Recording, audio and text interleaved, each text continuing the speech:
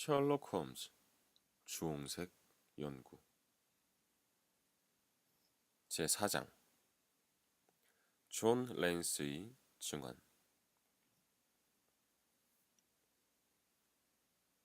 우리가 로리스턴 가든 3번지를 떠난 시간은 오후 1시였다.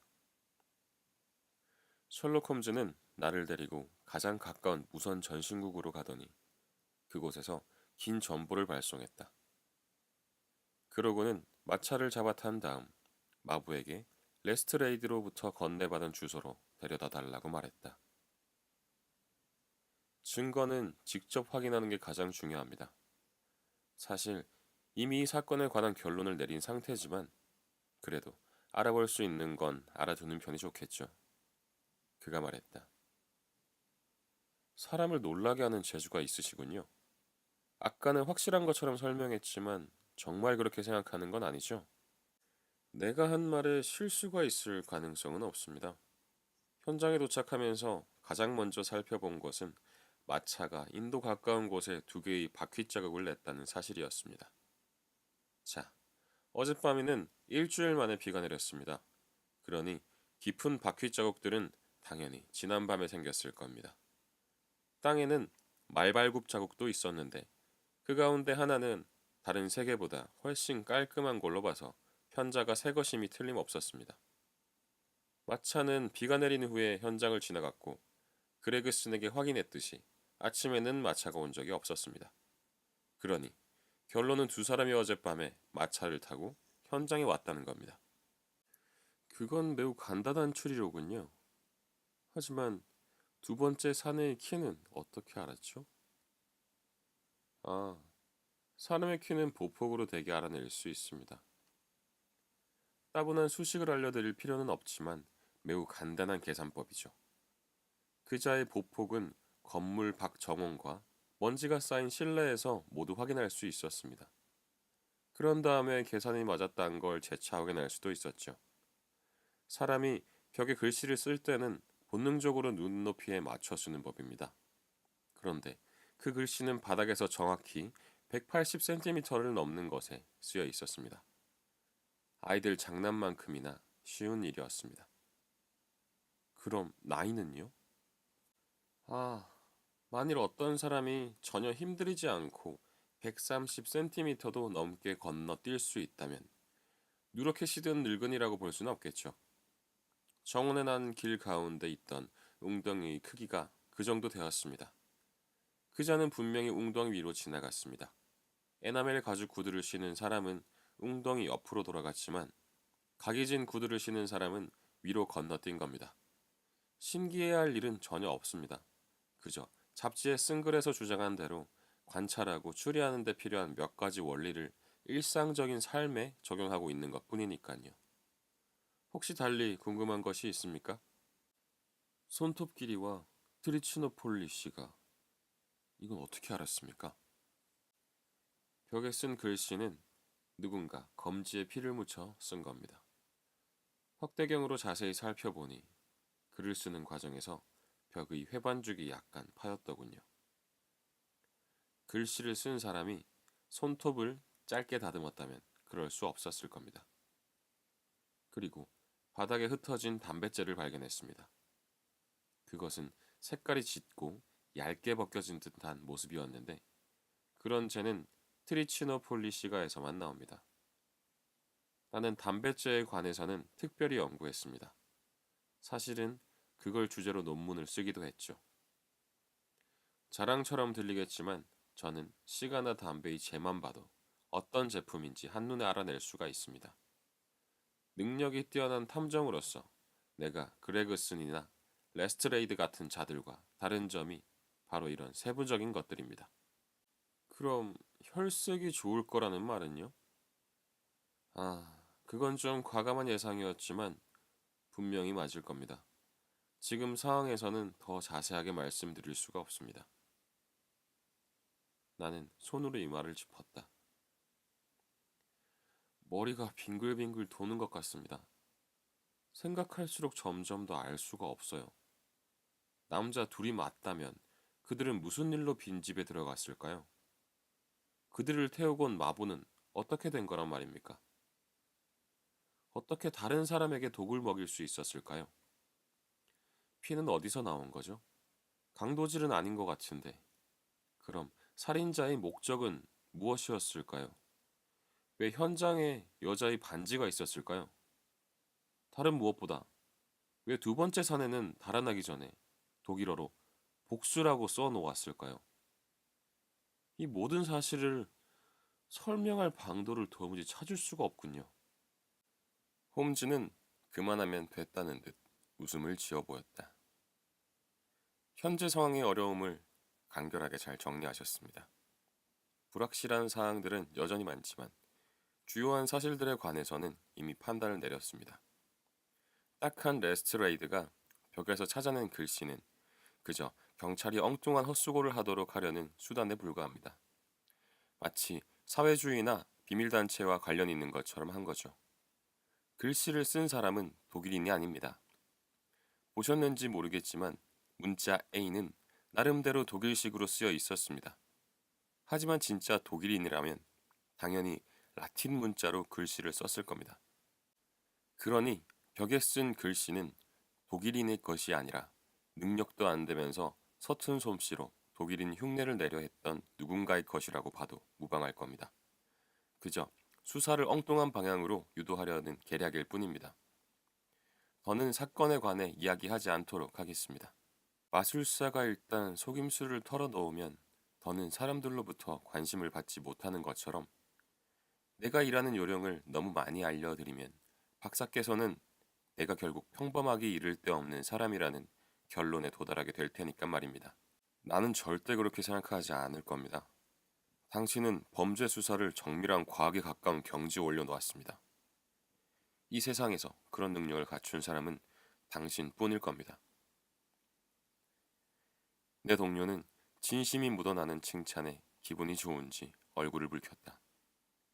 나는 홈즈가 자신의 솜씨가 훌륭하다는 말을 들으면 마치 아름답다는 칭찬을 받은 소녀만큼이나 민감하게 반응한다는 사실을 이미 파악한 터였다. 한 가지만 더 말씀드리죠. 그가 말했다. 에나멜 가죽 구두를 신은 사내와 각진 구두를 신은 사내는 함께 마차를 타고 왔습니다. 두 사람은 대단히 가깝게 붙어서 함께 정원을 가로질러 걸었습니다. 어쩌면 팔짱을 낀 채로 걸었을 겁니다. 그들은 거실 안으로 들어서자 실내를 이리저리 걸어 다녔습니다. 아니, 에나멜 가죽 구두를 신은 사내는 가만히 서 있었고 각이진 구두를 신은 사내가 왔다 갔다 했습니다. 먼지에 남은 흔적을 보면 모두 알 수 있지요. 내가 보기에 사내는 그러는 사이에 점점 더 흥분한 것 같습니다. 보폭이 점점 넓어진 걸 보면 알 수 있습니다. 그는 계속 뭔가 말하면서 자기 혼자 흥분했고 아마 분노에 찼을 겁니다. 그러다 비극이 벌어졌습니다. 이제 아는 걸 모두 말씀드렸습니다. 나머지는 그저 추측이나 가설에 불과한 내용입니다. 하지만 이미 아는 사실만으로도 충분히 수사를 시작할 수 있을 겁니다. 좀 서둘러야겠군요. 오늘 오후에는 할레의 음악회에 가서 노몬 네루다의 연주를 듣고 싶거든요. 이런 대화를 나누는 사이 우리가 탄 마차는 계속해서 길게 이어지는 음침한 거리와 황량한 골목길을 뚫고 달렸다. 그 가운데서도 가장 음침하고 황량한 곳에 이르러 마부는 갑자기 마차를 세웠다. 저기가 오들리 코트입니다요. 나오실 때까지 여기서 기다리고 있겠습니다. 마부가 길게 이어진 우중충한 벽돌담 사이 좁은 골목을 가리키며 말했다. 오들리 코트는 매력 있는 동네는 못 되었다. 좁은 길로 들어서니 누추한 주택들이 돌로 덮인 네모난 안뜰을 둘러싸고 줄지어 서 있었다.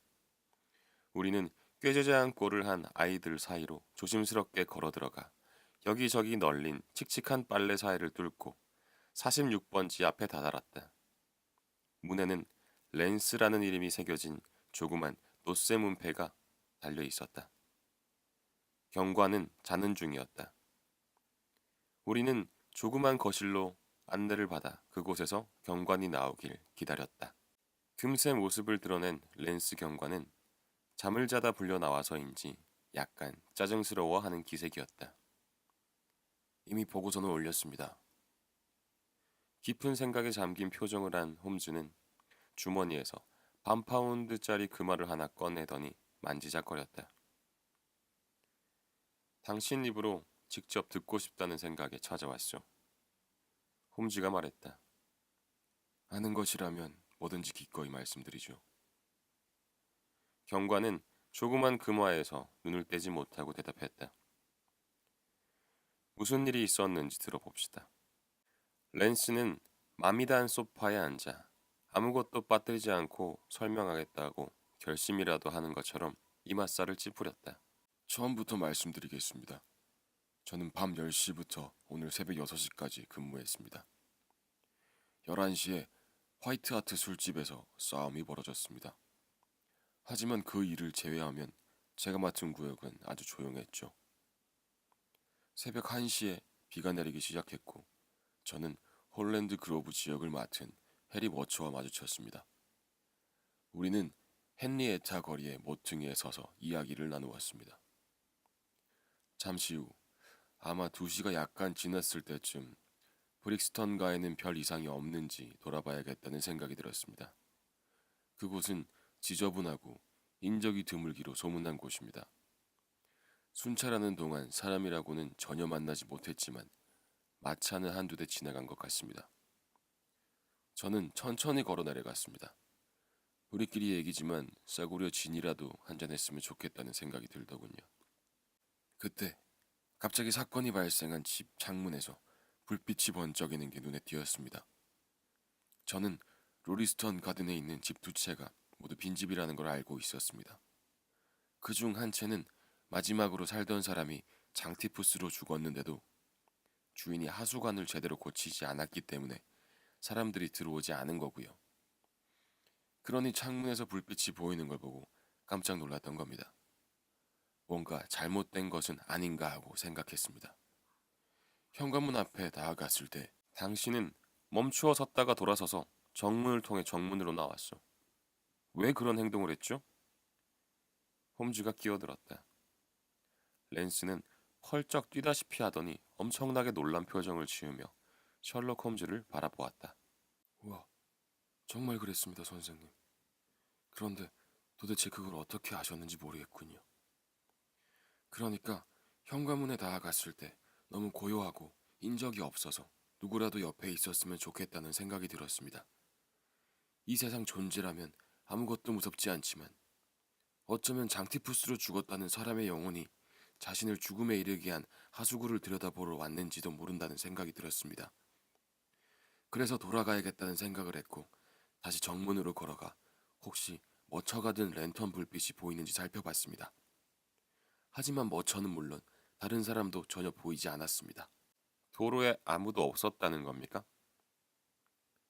사람은커녕 개 한 마리도 보이지 않았습니다, 선생님. 전 다시 마음을 가다듬고 돌아가서 문을 열었습니다. 집 안은 조용했습니다. 불빛이 보였던 방으로 들어갔는데 벽난로 선반 위에 붉은색 양초가 한 자루 타고 있었습니다. 그 불빛에 압니다. 뭘 봤는지 전부 말입니다.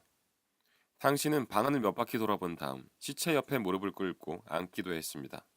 그러고는 다시 일어서서 주방으로 통하는 문을 열려고 하다가 존 랜스는 섬뜩하게 놀란 얼굴로 벌떡 일어섰다. 눈에는 의심이 가득했다. 어디 숨어 있었기에 그걸 다 보셨죠? 그러지 않고는 도저히 알 수 없는 사실들을 알고 계신 것 같군요. 사내는 크게 소리를 질렀다. 홈즈는 웃음을 터뜨리더니 명함을 꺼내 탁자 맞은편에 앉은 경관에게 던져주었다. 내게 살인자의 누명을 씌울 생각은 마시오. 나는 늑대가 아니고 사냥개 편이니까. 그레그슨 씨나 레스트레이드 씨가 확인해 줄 거요. 어쨌거나 계속 말씀해 주시오. 다음은 어떻게 했습니까? 랜스는 다시 자리를 잡고 앉았지만 표정을 보니 여전히 어리둥절한 듯했다. 정원에 나가 호각을 불었습니다. 그러자 머처와 순찰을 하던 다른 경관 2명이 현장으로 왔습니다. 그때도 도로에는 아무도 없었나요? 그러니까 아무도 없었죠. 정신이 나간 사람을 제외하면 말입니다. 그게 무슨 말이죠? 랜스 경관은 활짝 웃었다. 살면서 술에 취한 사람은 많이 보았지만 그놈처럼 지독하게 취한 녀석은 처음 봤습니다. 제가 밖으로 나왔을 때 정문 옆에 난간에 기댄 채 고래고래 소리를 높여 콜럼바인의 새깃발인지 뭔지 아는 노래를 부르고 있었습니다. 제대로 서 있지도 못하는 상태여서 제게는 아무런 도움을 주지 못했습니다. 그 자는 어떤 사람이던가요? 셜록 홈즈가 물었다. 존 랜스는 홈즈가 엉뚱한 데 신경을 쓰는 게 못마땅한 기색이었다. 엄청나게 취한 사람이었습니다. 만일 사건이 벌어지지만 않았더라면 우리가 경찰서로 데려다 놓았을 겁니다. 얼굴이나 옷이 기억나지는 않습니까? 홈즈는 조바심을 내며 말했다. 제가 모처와 함께 그자를 양쪽에서 부축했으니까 얼굴이나 옷차림을 본 것 같습니다. 키가 크고 얼굴이 불그랬는데 그 아래는 가리고 있어서. 그 정도면 됐습니다. 그자는 어떻게 됐죠? 홈즈가 큰 소리로 물었다. 우린 그자를 보살피는 것 말고도 해야 할 일이 많습니다. 집으로 돌아가는 길을 제대로 찾아내지도 못했을 게 뻔하다고요. 경관은 불만스러운 목소리로 말했다. 어떤 옷을 입고 있었나요? 갈색 외투를 입었습니다. 손에 채찍을 들었던가요? 채찍은 없었습니다. 그럼 두고 온 모양이로군. 내 친구가 중얼거리듯 말했다. 혹시 그 뒤에 마차를 보거나 마차가 지나가는 소리를 듣지는 못했습니까? 네, 여기 반 파운드짜리 동전은 당신 거요. 홈즈는 모자를 집어 일어서며 말했다. 랜슨 씨, 당신은 경찰관으로 절대 출세하지는 못할 것 같습니다. 머리는 장식품으로 달린 게 아니라 쓰라고 있는 겁니다. 어젯밤 잘했으면 한 계급 승진을 할 수도 있었을 텐데 말입니다.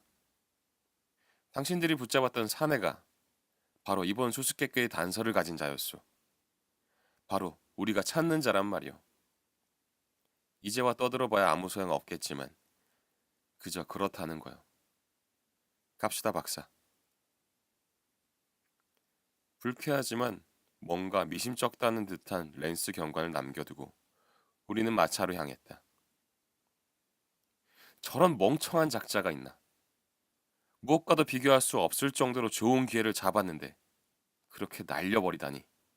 하숙집으로 돌아오는 길에 홈즈가 비통하다는 듯 말했다.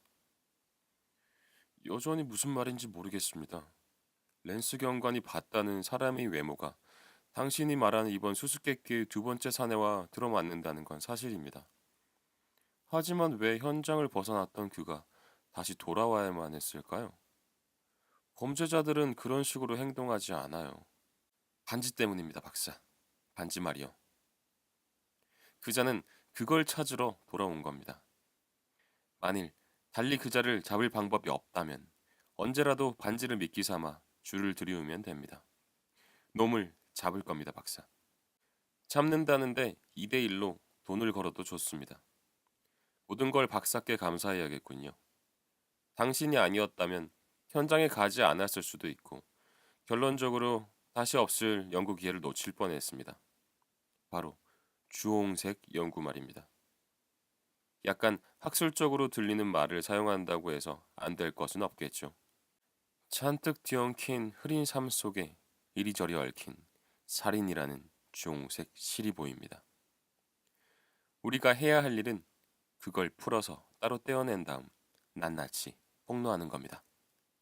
자, 이제 점심을 먹고 노먼 네루다의 연주를 들으러 가야겠습니다. 어택과 운궁법이 훌륭한 연주자입니다. 그녀가 기가 막히게 연주하고 나는 쇼팽의 소품곡이 뭐였지? 이 아마추어 탐정이 마차의 등을 기대에 앉아 종다리처럼 노래를 부르는 사이 나는 이 사람이 얼마나 다양한 방면에 재능을 가질 수 있는지 곰곰이 생각해 보았다.